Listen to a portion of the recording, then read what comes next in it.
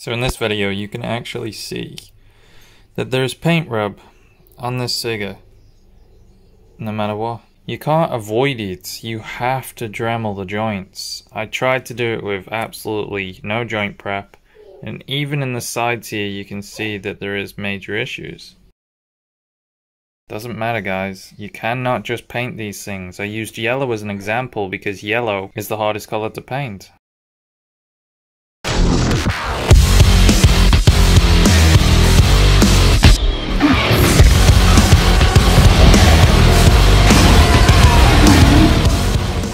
So I did that little experiment to prove to everybody that the movie Venom, even the movie Venom, without joint prep, and I would say that it's incredibly forgiving out of all the molds when it comes to joint prep, still requires joint prep. It still requires sanding. So I'm basically heating this guy up now so that I can pull him apart and do it the proper way, because as you can see it's basically falling apart. It's not how it should be. You just can't do these things without joint prep. Look at this mess. It's an absolute shit show. And this is how customizers, and I'm using the word very loosely, will send out a product and expect you to just be okay with it, and then ultimately turn around and say it's all your fault. You shouldn't have articulated it that way. It's not supposed to move this way. Why are you throwing it about so much? These are just excuses from bad customizers. And again, I'm using the word customizers incredibly loosely because they're just content creators. They're out for a quick buck, a way to take money out of your pocket, get rich, or at least they think they're getting rich, and essentially scam you. And when you make any kind of complaint or say anything, they pretty much just block you or leave you on scene, and then they run away. Right? And then they go on to scam the next person. That's the customizer community in a nutshell, guys. You know, it's not this pretty positive place that everybody seems to love and adore. No, that's for the naive, the simpleton, the people who don't really know too much, who are uneducated about customizing. They see a photo online and they click like, they get that dopamine fix, they're chasing those followers. It's awfully sad, to be honest, that we've kind of degraded ourselves into this customizer community that's just based off lies and deceit. 9 out of the 10 times you purchase a custom, and it's incredibly rare, almost ultra rare, legendary rare when it comes to even getting a custom that's joint prepped. No one joint preps. No one. So that alone, like the core basic fundamentals of customizing, people don't do. That's ridiculous. That's absolutely retarded to me. That is some of the stupidest shit you'll ever see. Yeah, it's true. It's facts. People don't take these steps. People don't prep. It's madness. It's absolutely mind-boggling. It's insane to think that people are okay with having their customs fall to pieces. As I stated at the start of this video, you saw the imagery. That is the standardized custom. That is the custom community, guys. That is what you will receive if you don't go to a legitimate customizer. And as far as I know, all the legitimate customizers are burnt out and done doing customs. You know, there isn't very many customizers that I personally know who prep joints that actually even take commissions, because they're fed up, they're over it, you know. And I get it, you know, burnout is legit.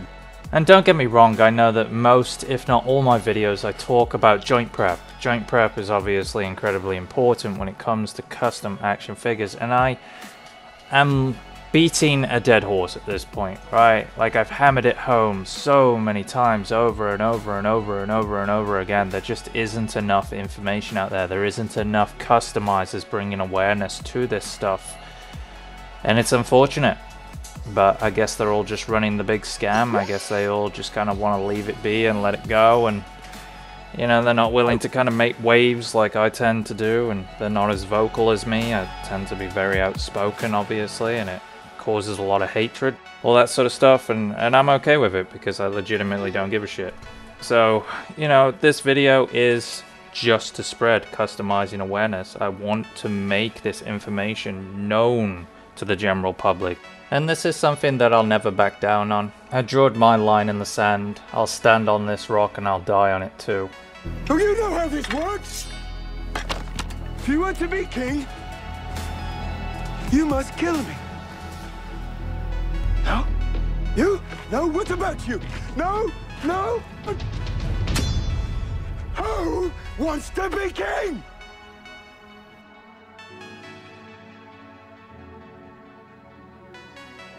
Now, after my incredibly mega long rant, God, that was exhausting.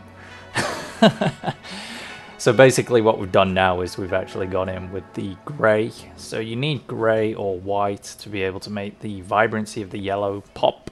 It's the only way to kind of get those colors on officially. If you apply yellow over black, it kind of makes like a really dingy green. It's kind of gross. You really need that white primer or that grey primer. As you can see here, under direct light, it's got a heavy sealer. Fair few coats, honestly. That's how you get that symbiote, glossy, goopy look to it that makes it look ultra shiny and sleek. That's where the durability is. One thing I really wanted to do was capture the essence of the comic book cover that I based this custom off, because I just wanted to create this character. This was a made to sell. So I was starting it and I'd added a few layers of yellow on there and some sculpt detail, nothing too crazy. Popped it up in the stories and it sold instantly, and you know, then I got to work like trying to finish it. I really wanted the vibrancy, so one thing that I really love doing is painting yellow. I'm weird, man. Like, I love difficulty. I love having to go through incredibly difficult scenarios to better myself, to advance my skill set, to come out the end being better for it. If you think about life and all the things that you had to overcome, they were hard, right? So you remember those situations. It's kind of the same for customs, right? Like, if I go through a hard time with a custom, I remember that custom. Almost like it gives me a positive memory from a negative situation. It's really trippy. Now, as for articulation, you get the standard Marvel Legends movie Venom articulation. There is absolutely nothing different, you know? This is just a Marvel Legends movie Venom that has been essentially resculpted and sanded down to be turned into extreme Phage. So all the articulation functions, as always, basically that big ass rant at the start of the video. So I'm not going to go through it too much. I'll just kind of let this video roll and let you enjoy all the articulation points for yourself.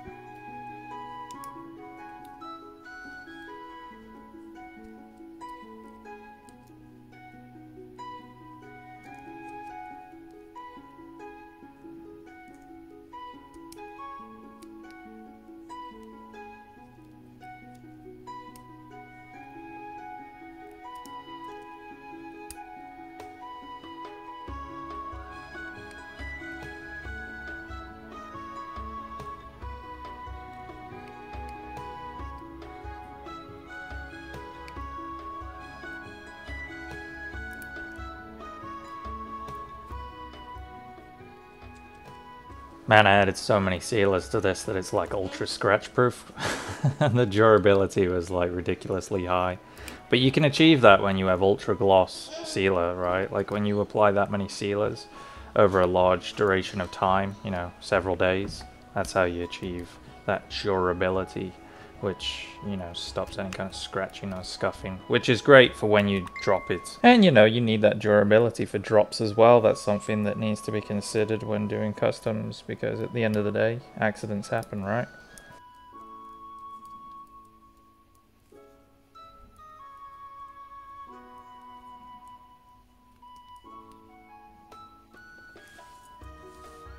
Now I'm going to start throwing the figure around here and being quite aggressive with it and put it in some shitty ass poses, but you'll get the point, right? Like, these things can be articulated, they can be played with, you know, they're there to be basically used, right? And abused at the end of the day. Custom should move the exact same way that a normal figure should move, if not better, right? Because it's a custom. So it's had all those joints shaved away, it's had more room and clearance for the articulation, so there's no reason why it can't do what it needs to do.